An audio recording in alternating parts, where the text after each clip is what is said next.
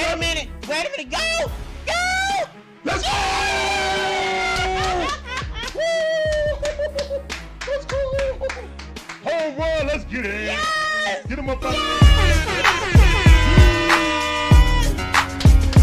Woke up home run. In a tip in it. Let's go. Throw your hats up. Look at what Picky got it. They double teaming Trey. Give it to Dre. Give it to Jonte. Pass it over to Bogey. Bogey driving. Give it to Dre. Give it to Trey. Shoot the three. Bang! Let's go, man. Stop playing.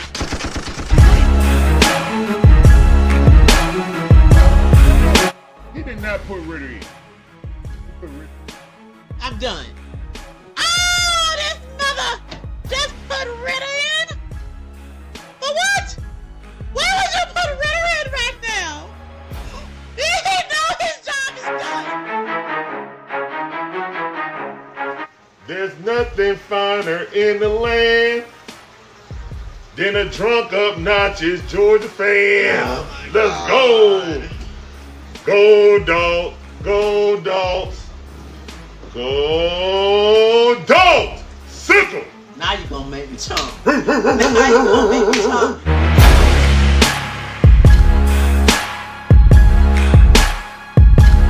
We ain't gonna tiptoe around the issues. Remember, we don't do woulda, shoulda, coulda, what up in here. Barbecue and mildew time.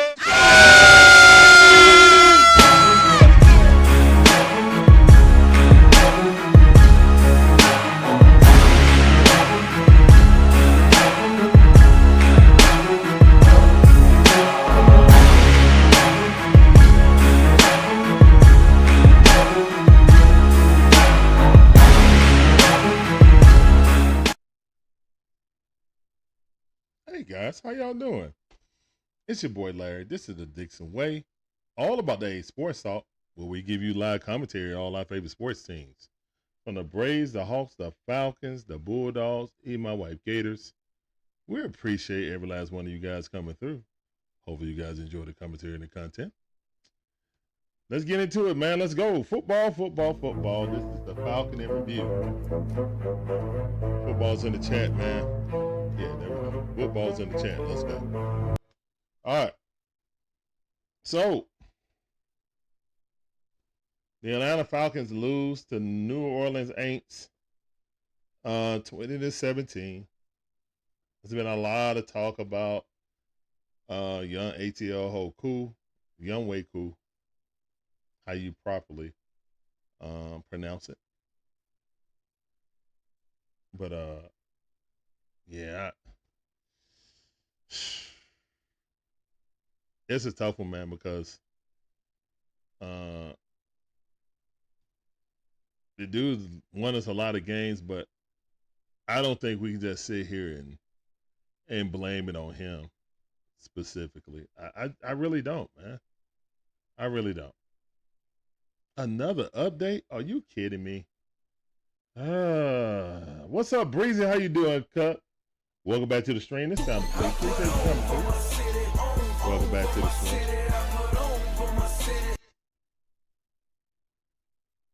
Are you kidding me with this new update? You're about to make me mad.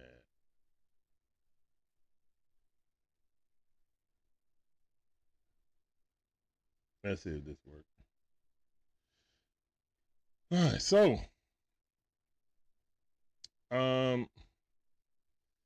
initially when watching it for the first time, I was thinking like, okay, I know a lot of people pile on defense, but I think the offense went anemic. And in the second half, I felt like the adjustments were made, just like every game. That Jimmy Lake and whoever, if it's Coach Raheem or Coach Gray, whichever one it is, man, however they get the adjustments in the second half. We only gave up 3 points in the second half, guys. Now, can I have, some problems about our defense in the first half of games? Yes. Is the game plan what we think it should be in the first half? No. But overall, I think the defense I think the problem with the defense isn't schematically, more so Jimmy and Joe's. I think guys are not getting the push that we thought they would, and players have lost a step or two. With the offense, I do feel like we need to establish a run first.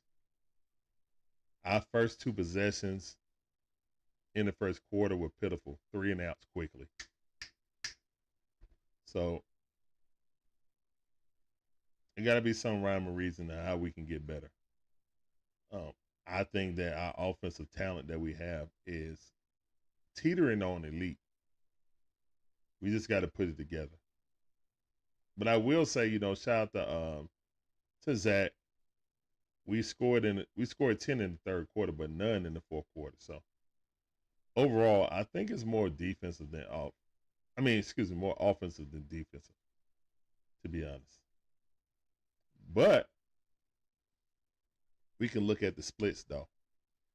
So in this game, we were pretty balanced. When you think about it, when you really look at the stats, I just felt like we could have leaned more on our running game.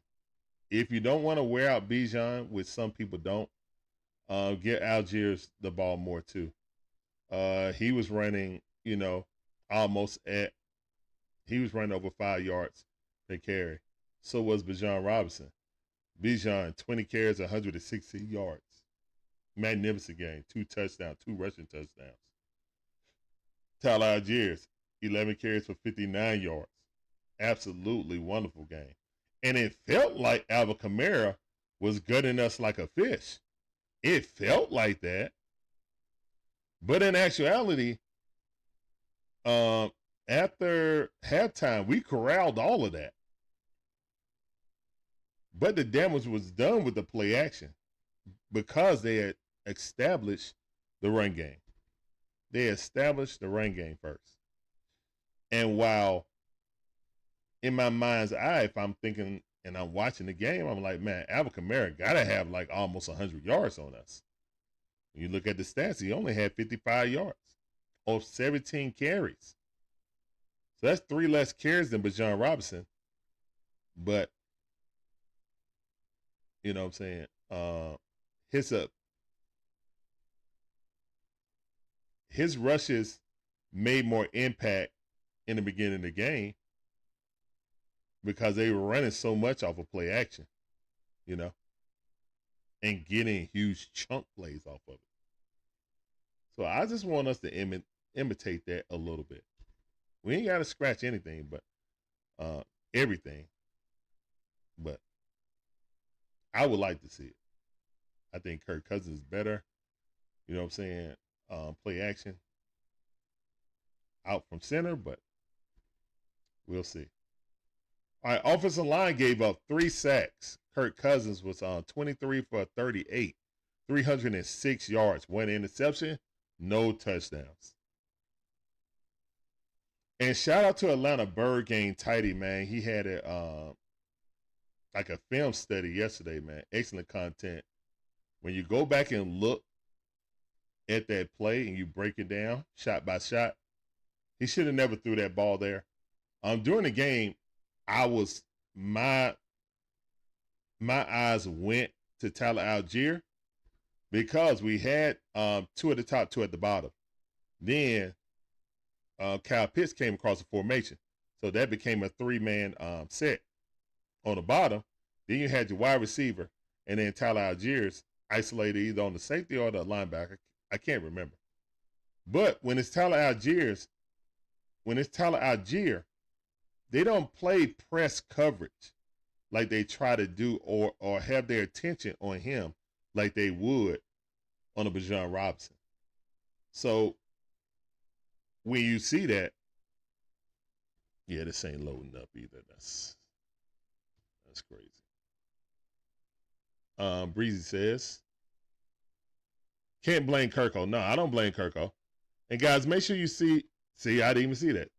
Guys, make sure you say hello to the beautiful Shonda in the chat. 1/2 of the Dixon Way.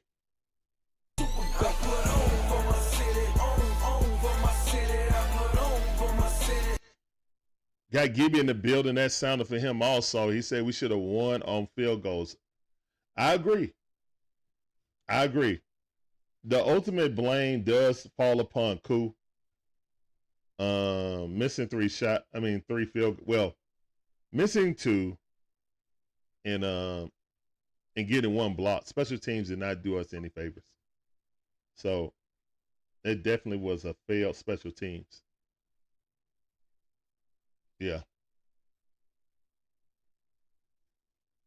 And special teams that had, outside of the Kadero Hodge recover fumble punt, what has special teams really done? Oh, and the one game that, Koo did win one game for us this season with his leg. He absolutely did. What was he like, 4 for 4 in one game and won us the game? So,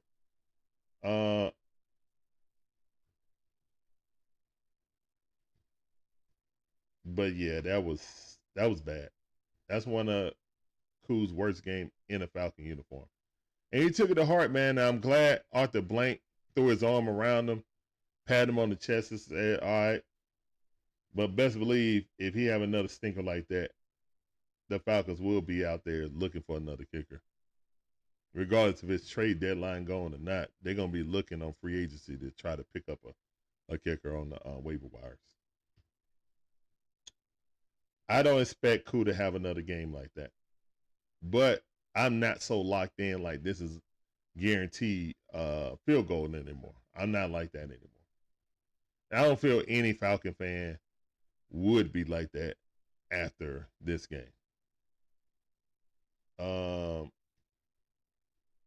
Yeah, so Kirk Cousins not recording 1 touchdown ended his streak of at least 2 or 3 touchdowns per game. I think he had like a 3-game streak having at least 3 touchdowns in a game. So that ended. Great receiving day by Drake and Darnell Mooney. Regardless, they did not record a touchdown, but Drake, 8 catches, 97 yards. Longest was a 20th.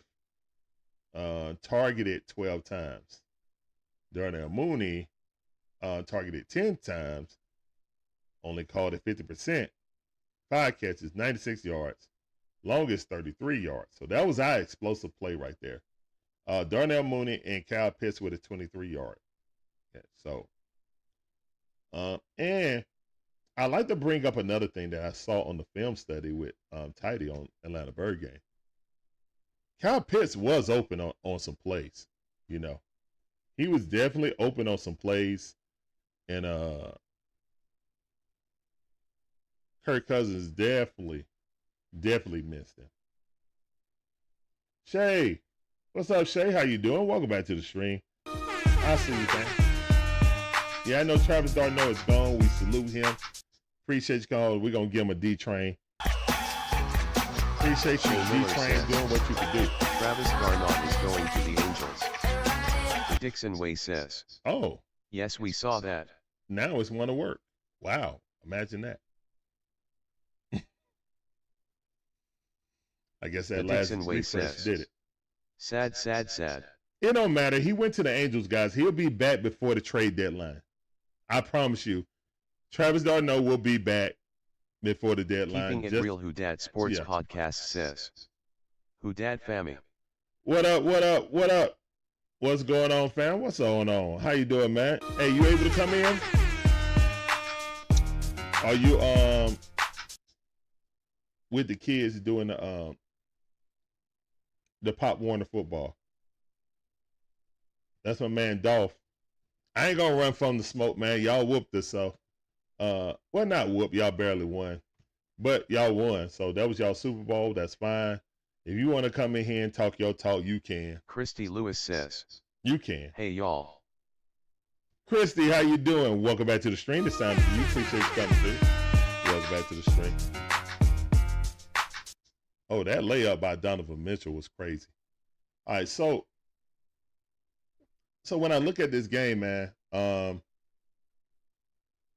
whether Alvin Kamara had a lot of yards, his yards were effective enough to have our safeties looking in the backfield to try to help, because our front seven needed help. Christy Lewis You know what I'm says, saying?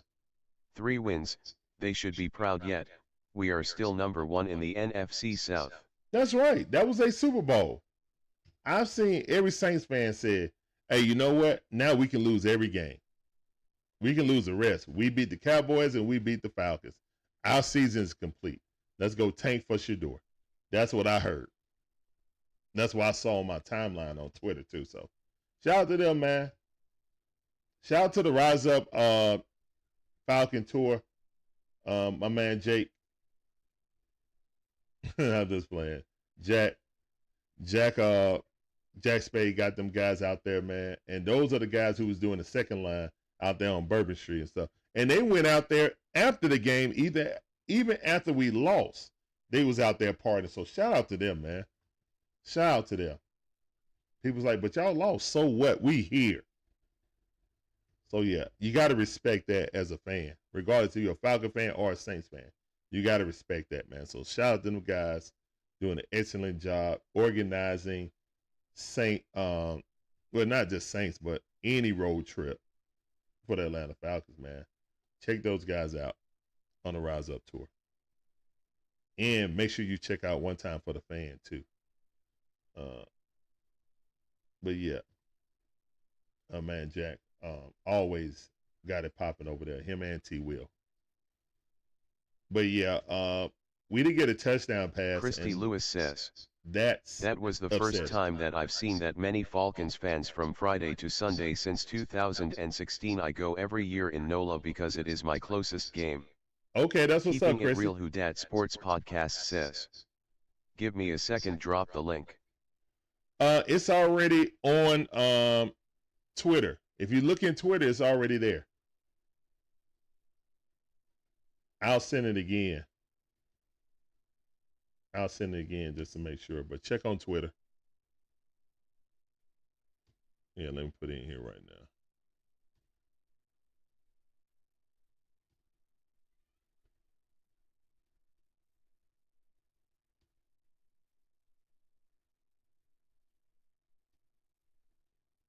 All right. So, we know that ultimately Cool cost us the game. But I do feel that offensively, with the weapons that we have and with all the injuries that the Saints have, we just shouldn't have been that hard of a struggle. You know, I feel like once they got rid of their corner, I feel like the Falcons' game plan was attack with Darnell Mooney on the rookie corner. I feel like we should have established the run first. And with how many yards Tyler Algiers and Bijan Robinson had, it kind of lends to my theory. You know, we had almost 400 yards of total offense. And I feel like we could have done more on the run game. Like we could have had 200 yards easy, 240 yards total rushing yards, if we really dedicated to it. Like Tyler had 11 carries. He could have easily had 15, could have easily had 17. And I'm not talking about going back to the old Nebraska days and running the ball, but dang it, we were gutting them like a fish, and we let Kirk Cousins throw that thing across the middle, and the Honey Badgers just said, come here. And that was it. And then Alvin Kamara dropped that ball. Like, the Saints gave us so many chances to win. I was like, if you go back and watch the watch party that we had, shout out to the beautiful Shonda with me during the game. Mono Bear says, you. What's up, Mono Bear? I see you, fam. Welcome back to the stream. This time, welcome back to the stream. When you go back and look at the watch party, man, I was like, oh, that's touchdown. And he dropped it. I was like, oh my God, he dropped it. He dropped it. And I was like, all right, we got to win this. Like when you drop something like that, normally the team wins. You know, but our in-game situational offense was very poor. Very poor. We only did that once. Like, everything we did right against the Saints in the first game was polar opposite in this game. It seemed like the Saints scouted us real good and just said, you know what, we switching up everything. And we're going to throw just enough at them to confuse them and get this lead and sit on it like an egg. And that's what they did. So, shout out to them. They got the dub.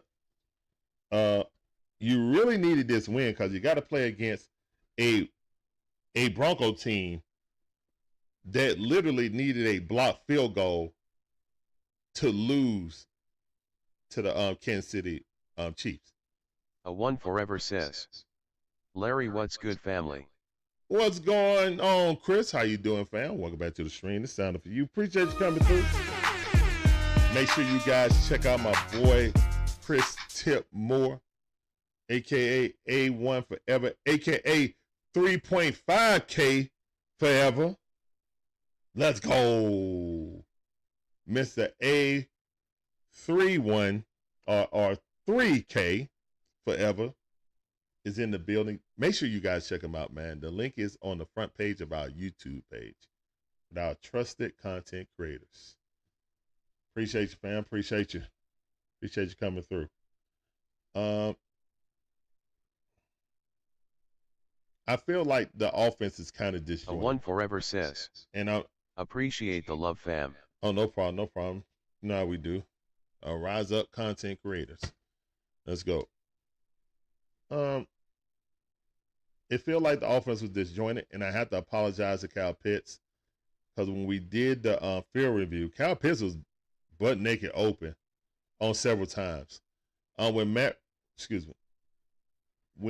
Kirk Cousins, got the ball knocked out of his hand, he didn't climb up in the pocket.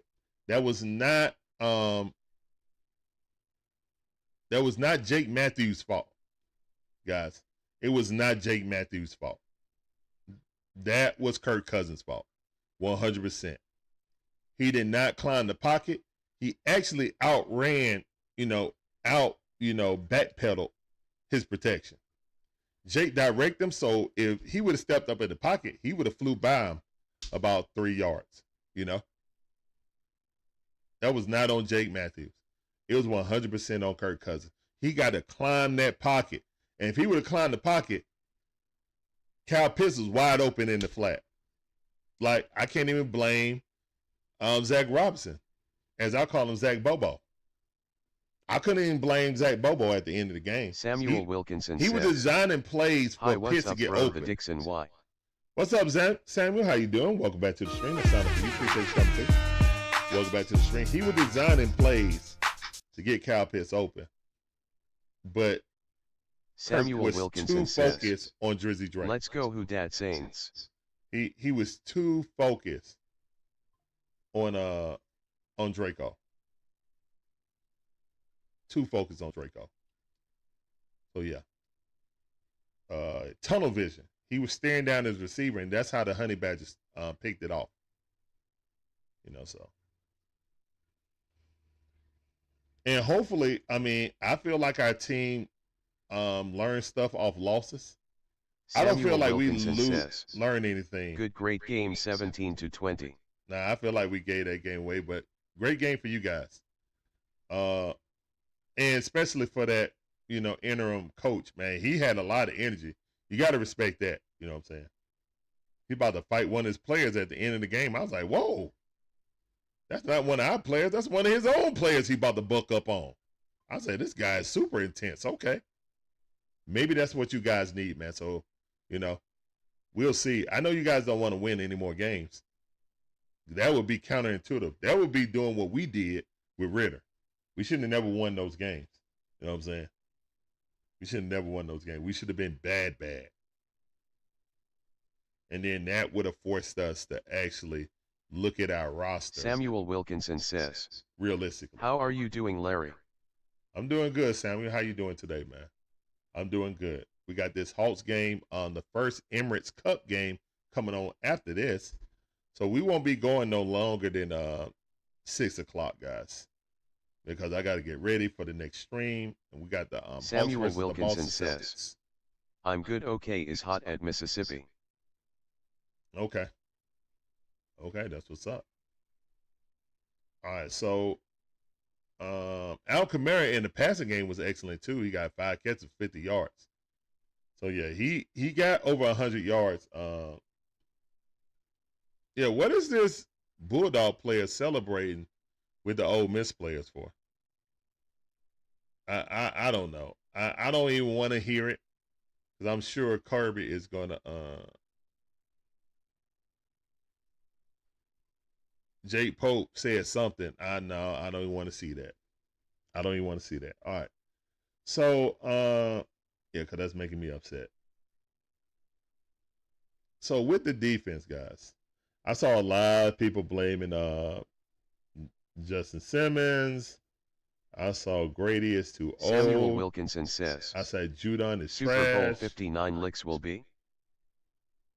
The Super Bowl this year, I hope it's the Falcons. I hope the Falcons come there and be in the Superdome again and win the Super Bowl, because y'all would never hear the end of it. Like, literally, y'all would never hear the end of it. Boy, y'all better hope that we don't win those. But this is the thing, man. We don't have a pass rush. David Carr was just chilling back there.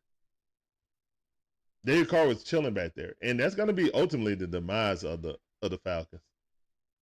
We can't generate any pass rush. And I think every Atlanta Falcon fan underestimated the value of Calais Campbell. Every Falcon fan, and even worse, Terry Fontenot, underestimated and Raheem Morris. They had a chance to keep him. They didn't want to. And I think everybody in the Falcon facility are regretting they let go of Calais Campbell. Like, the guy just still doing it. He's still doing it. So, shout out to Calais, still doing his thing. Had a sack. 3 Samuel tackles Wilkinson and says, 2 tackles for loss. Good, great last team night. Falcons. Christy Lewis says, you are telling the truth. He was a beast last night and he was motivating the defense on the sidelines. Yeah, he was, man. And we're missing that right now, man. We're missing that. I'm sorry, man. We all love Grady. Grady, you're going to be in the ring of honor. But you lost a step. David Amata is stealing money. You know what I'm saying? These are guys that we hope. And Matthew Judon has not panned out. He's almost there, but it's not horseshoes. You know? So, if we don't have nobody to pinch on the other side, I really don't even want to talk about Ona Ebiketie. You know?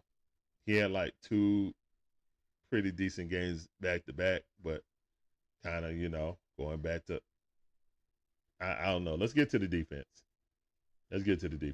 That's what we hear. So Cade Ellis, another back-to-back game, playing with his hair on fire. But both linebackers was bad in coverage. Both linebackers were horrible in coverage. But they were coming up and tackling. They were coming up making tackles today. So I gotta appreciate Cade Ellis and Nate Landerman. You know what I'm saying? Clark Phillips got that one catch that was caught on him because he was too short. But for the most part, Clark Phillips played well, man, in my opinion.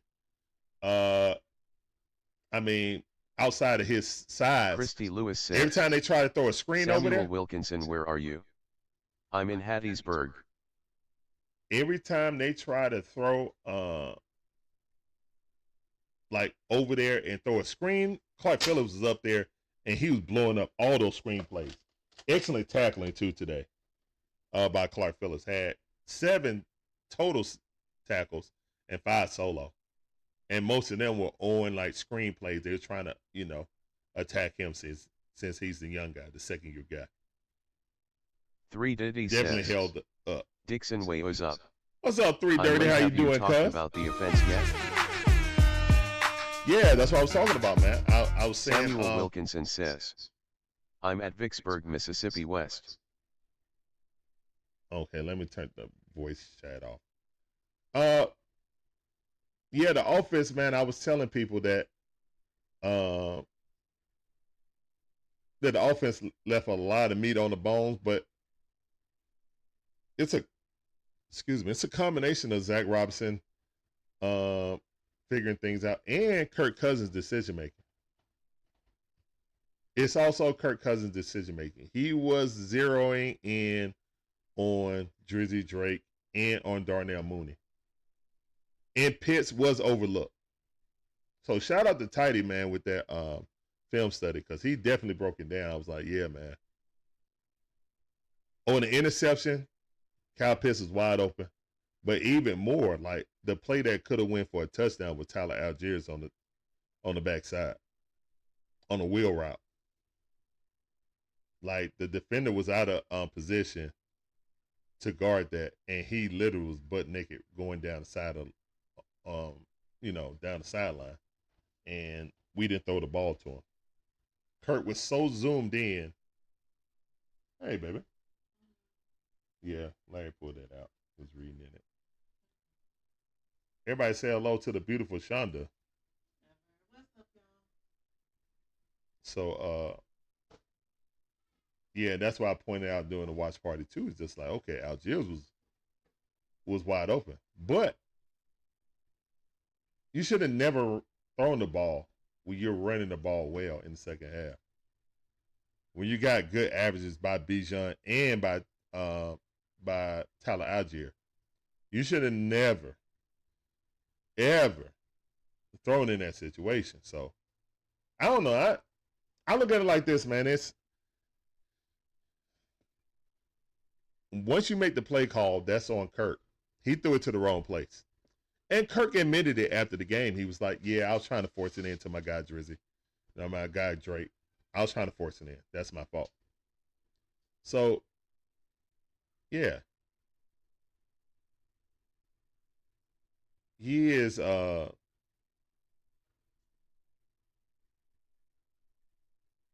he definitely got to make some better decisions, because Zach Robinson did scheme it. When you go back and look at it, he did scheme it, and Kyle Pitts was butt naked wide open and didn't get the ball. So, and he wasn't being lazy about it either. It was one play that he did. He did he was lined up tight to the line like a regular tight end. You know what I'm saying? Fake like he was going to block, run out, and turned his head quickly. And this is when the ball was knocked out of Kirk Cousins' hand. And the ball never came. And he was sitting there staring. And he ran back and ran out of the pocket, out of the back of the pocket. He never stepped up into the pocket. So, things like that, Kirk definitely got to improve. Hopefully, it's some tough film studies, some truthful film studies going out. Like, hey, man, don't be so focused on one player. That's how Tyrann Mathieu, a.k.a. the Honey Badger, picked that off. Because you was sitting there staring at him. You know what I'm saying? Like a chicken bone. So, yeah, let's go ahead. And, I ain't seen Dolph come in. Let's go ahead and make sure you get through your progressions. Oh, yeah.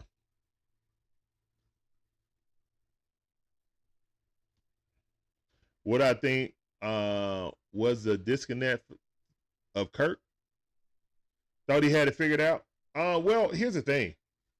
Every quarterback is gonna go to their guy. Drake is their guy, man. Drake is like number 5 in touchdowns or something like that, and or number 3 in touchdowns, number 5 in yards or something like that, and then Darnell Mooney like number 3 in yards and number 7 in touchdowns or something like that. Because his wide receiver duo is borderline elite.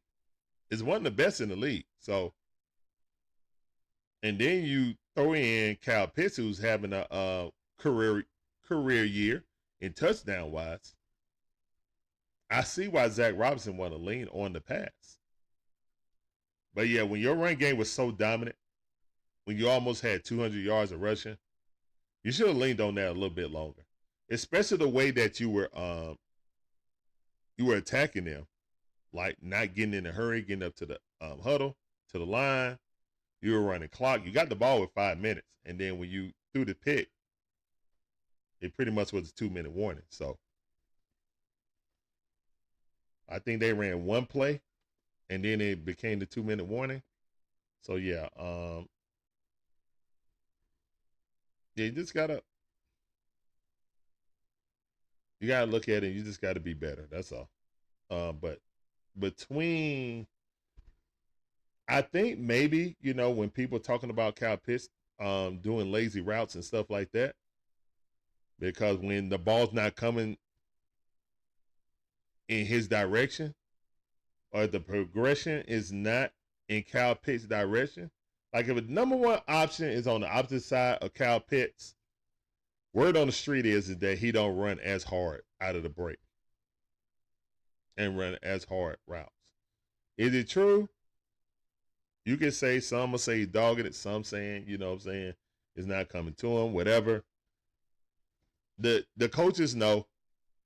Kirk knows too. So maybe that subconsciously is in Kirk's head. I don't know. They'll figure it out. You know what I'm saying? They're professionals. Kirk's a very smart quarterback. He'll figure it out. But yeah, I did see Kyle Pitts wide open on a couple plays. That if he wasn't the first option, he definitely was the option. That would at least picked up 7 to 10 yards easily. So, bad game for the secondary in the first half. Second half, we clamped up. Shout out to the second half adjustments. That's why I cannot say fire Jimmy Lake. That's why I'm not on that train, guys. I'm not on that train of fire Jimmy Lake. Because these second half adjustments have been keeping us in the game the entire season. We got to remember, we've been down in several games. Like, we've been down, and how many comebacks we done had? Like, dang on, like 4? 3 or 4 this season? So, yeah. The defense, especially in the second half, has been keeping us in games. We figure out what they're doing, and we clamp it up. Even without a pass rush, guys.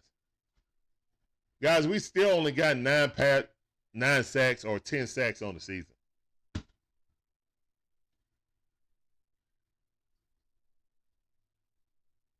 I think that everyone need to give Calais Campbell an apology, man. I really do. And more so Terry Fontenot and Coach Raheem, who didn't want to keep him. I understand when you draft Ruka Roro, when you draft these defensive linemen, you know what I'm saying? You really don't have no room for them. And how, Grady Jarrett fought back to be back on the field after his injury. They wasn't going to get rid of him. I understand that. But it's going to have to be some hard conversations this offseason because Kirk, his contract here, it ain't going nowhere. Yeah. And he's not going to move anything around when we drafted his replacement, 330 said, Jimmy Lake defense has played well enough for us to win more games. Our offense has to match that energy of production. Yes, that's true. And that, I will admit, it felt good to have multiple games of scoring over 30 points. We ain't did that in a good minute. I think we got one more this year than the entire Arthur Smith regime. But somebody can fact check that for me. So when you see those 30 points, you know what I'm saying? When you see the 400, 500 yards that he throw for, and you just think like, wow, man, we got something rolling. But it's not consistent. And I don't think anything's really been consistent. We haven't, the good thing, guys, it's not time to do this. It's not time to hit the panic button, guys. It's not. We got a 2.5 game lead, basically a 3-game lead over Tampa Bay. All right. Because Tampa Bay got to finish ahead of us. We own the tiebreaker. So they got to finish ahead of us. And technically, all we needed to do in the last 8 games is end up 4-4.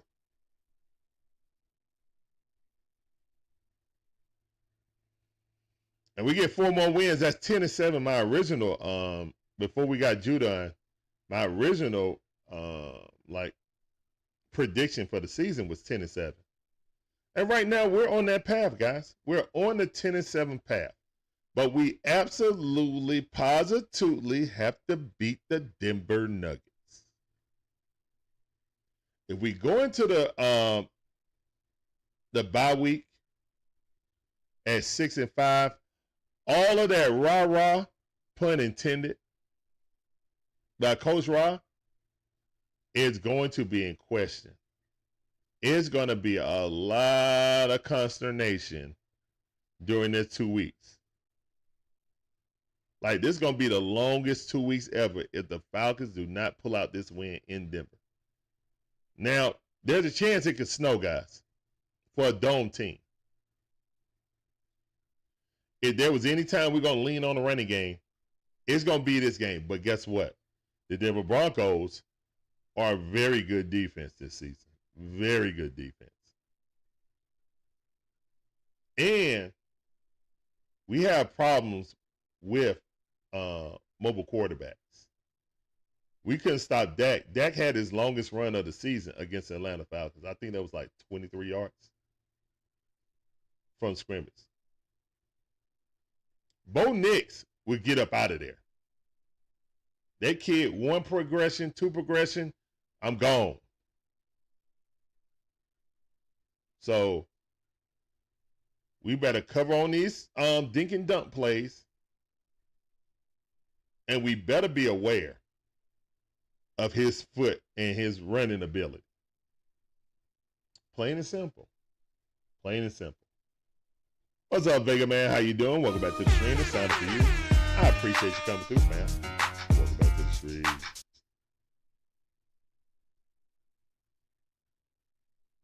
So, yeah. With the Falcons, I really think that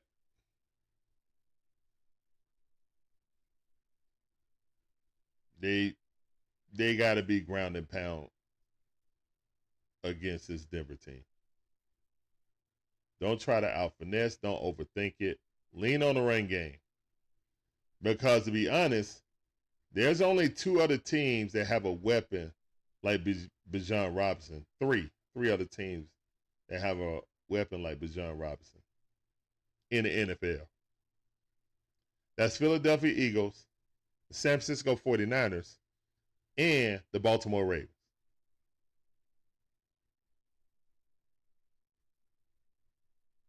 Right now, depending on what fan base you ask, Bijan's either the first or the 3rd best running back in all of the NFL. He is something special and unique that no one else has in the NFL outside of 3 teams.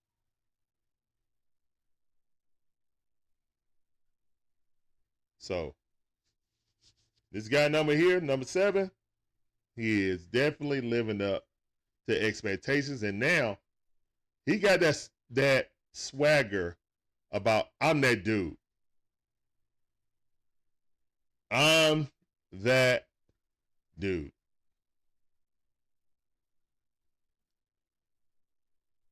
He got that swagger.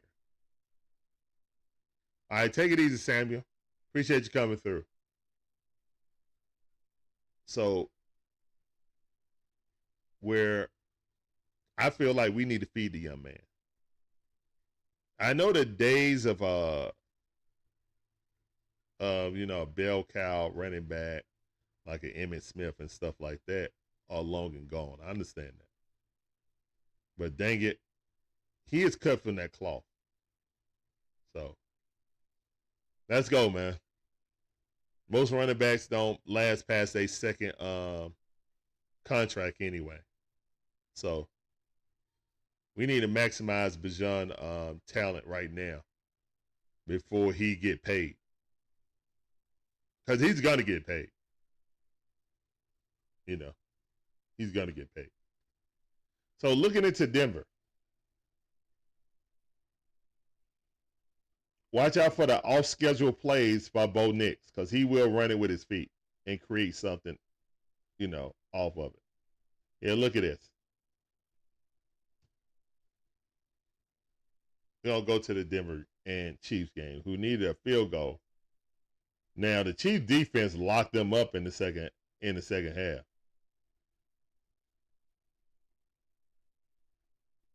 But, yeah. They need a blocked field goal at the end of the game to secure that win. Bo Nix. 22 for 30. 215 yards, guys. Got sacked twice. So you can get some sacks, but the Chiefs got an elite defense, you know. Patrick Mahomes was sacked 4 times, guys. I need you guys to understand. This game is really, really hard. The Broncos are not to be played with. Their defense is borderline elite, isn't it? I think it's a top 10, top 5 defense, isn't it? Mac Town, what up, Mac Town? How you doing? Welcome back to the stream, fam. What's up for you?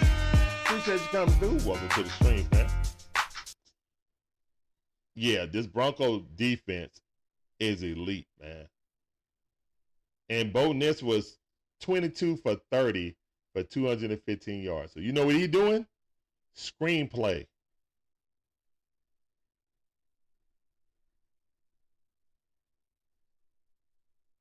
Five-yard outs. 10-yard outs.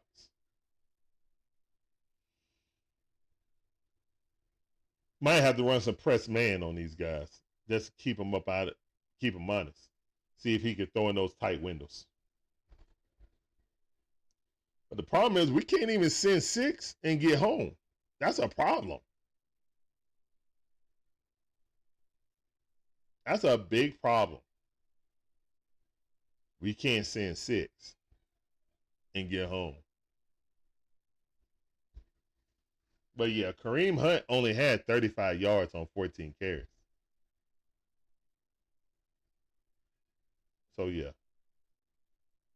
It was all on Patrick Mahomes, as it always is.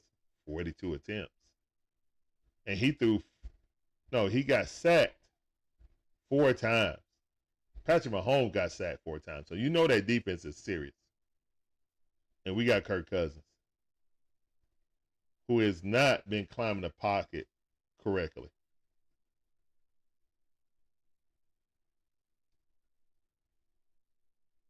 So, yeah. I feel like we win the game, but it's going to be a low-scoring affair. If we score a lot against that team,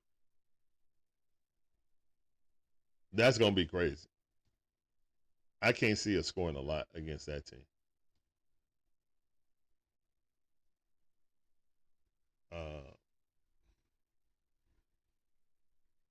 If we struggle to score 17 points against an injury-riddled Saints team and a Saints team that got rid of their best defender in Deuce McAllister. Not Deuce McAllister. Why I said that? Y'all know what I'm talking about. But anyway, I just went back to the dang on running back. I know why, because I saw him. Was he at the game? I think I saw a photo of him at the game. But yeah, this game versus the Broncos is not going to be easy, guys. And Atlanta Falcons cannot afford to go into the bye week 6-5. They can't. They got to win this game. They got 7 more games to go, guys. 7 more games to go. We got to win at least 4. We got to go 4 out of 3. Yeah. Grab a more. Yeah, that is his name, MacTown. Hold on. I'm going to let you say that. Let me let you say that. Mactown Dirty says. Grab a more. Yeah, that's right. That's exactly who he is. That's exactly who he is.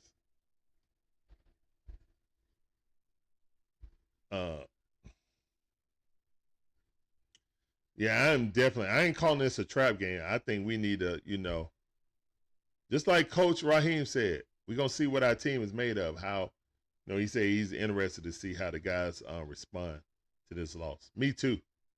I'm interested to see how this coaching staff responds to this loss, more so than the players. Of course, ultimately, the players, make sure, it works or not. But I need to see schematically, us doing things to put our guys in positions to win-win.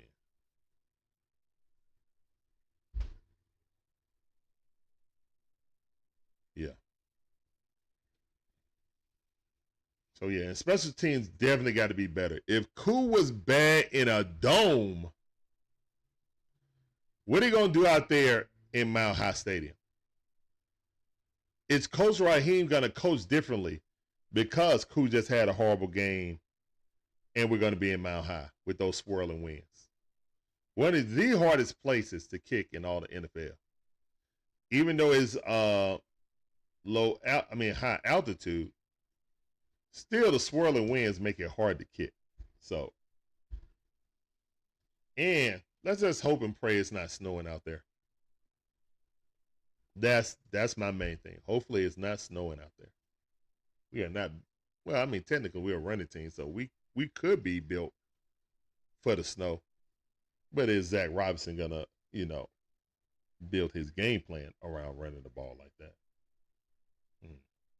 That's the question.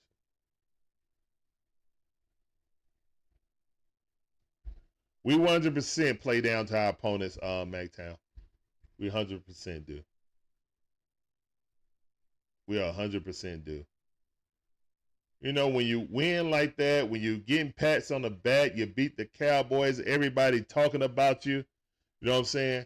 On every post-game, on every pre-game show, everybody picking the Falcons. Yeah. We ain't a good enough team to read our own news clippings. I know you guys are young now. I don't know how old people are out there now, but if you listen to this, news clippings, what's that? That's an old school term. Basically, back in the day, we got our sports from the newspaper, from the sports section. That's how we found out what happened with the game and stuff when I was a kid. For other games outside of the Atlanta region, they didn't cover every team, all sports. Yeah, there was ESPN, but that was the only one. And if you didn't have cable, then you just knew about your local team sports. And that's if you were in a major city with a local team.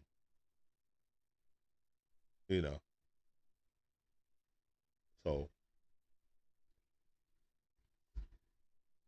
but yeah, we're not good enough to be looking at YouTube and patting ourselves on the back, like we've arrived. So hopefully Coach Raheem will have those guys ready and focused coming into the game. Because, guys, we're 4-1 against our division. Yep. And what are we? 2-3 against everybody else.